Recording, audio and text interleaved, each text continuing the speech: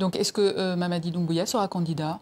C'est une décision strictement personnelle. Mais selon cette mouture de la Constitution, il le pourra.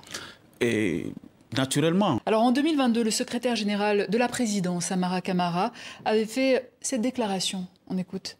Il est important de retenir que le CNRD, par sa bonne foi, a démontré et dit clairement dans la charte de la transition que ni le président ni aucun membre du CNRD ne sera candidat à aucune élection.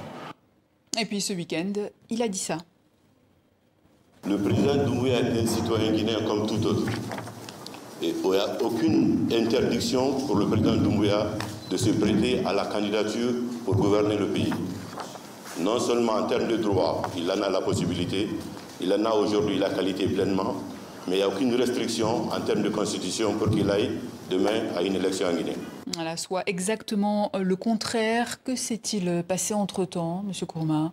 Alors, cette question, il est mieux de poser au général Amara. En ce qui me concerne, la question de candidature est strictement individuelle. Le président, le général Mamadi Doumbouya, c'est lui qui est concerné. Quand il décidera de prendre la parole pour se prononcer à une quelconque candidature de sa personne ou de quelqu'un d'autre, c'est cette version qui me semble être importante. Mais ce qui veut dire que ce texte constitutionnel, en l'état, ne respecte pas la charte de la transition qui, dans son article 46, stipule que ni Doumbouya ni aucun membre de la transition ne peut candidater à aucune élection. Ce n'est pas à la Constitution de s'adapter à la charte. C'est la charte qui doit s'adapter à la Constitution. Parce que la Constitution est la norme supérieure du pays et elle est approuvée par référendum. Elle doit régir la vie de la nation pendant et après la transition. Donc il est extrêmement important de faire une lecture différenciée des relations entre la charte de la transition et la Constitution elle-même. Mais est-ce que ce n'est pas joué avec les mots, M. Kourma? La charte de la transition n'est pas la Constitution de la République de Guinée. Mon travail en tant mais c'est un engagement quand même. En tant que président de l'organe législatif est d'écrire une Constitution qui sera approuvée par le peuple de Guinée par référendum. Donc, est-ce que Mamadi Doumbouya sera candidat? C'est une décision strictement personnelle.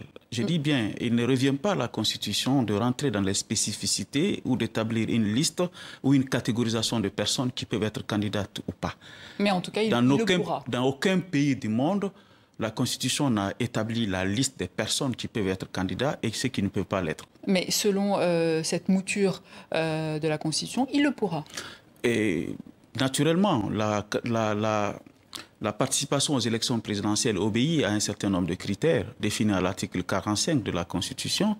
C'est les critères de citoyenneté, c'est les critères, dont les critères de nationalité. Les citoyens qui remplissent leurs droits civils et politiques peuvent candidater à l'exception des conditions qui seront définies par la loi qui établira les détails des modalités de candidature des citoyens guinéens à l'élection présidentielle ou aux autres élections du pays. Mais vous comprenez qu'il y aura des conséquences, des répercussions à cet non-engagement vu par certains en Guinée? Écoutez, peut-être je ne peux pas présager, mais le travail qui nous incombe est d'écrire une constitution telle que ça a été dit dans le slogan de départ, qui correspond aux réalités de la Guinée et une constitution qui n'est pas taillée sur mesure. Et c'est ce travail que nous essayons de faire. En attendant, on l'a vu ce week-end, par exemple, quand vous avez rencontré la diaspora guinéenne, on regarde ces images.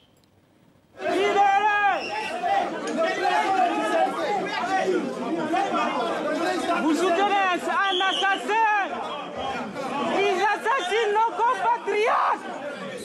Voilà, vous comprenez cette colère? Vous n'avez pris qu'une seconde et une petite partie de ces images qui ne correspondent pas. Qu'est-ce que vous expliquez? Comment vous expliquez? J'y étais, nous y étions. Oui. Vous n'avez sorti qu'une partie de l'image. Oui. Cette rencontre qui a commencé s'est terminée dans les très bonnes conditions. Madame, la Guinée est un pays qui se bat pour remettre à l'heure ses indicateurs en matière d'avancée démocratique.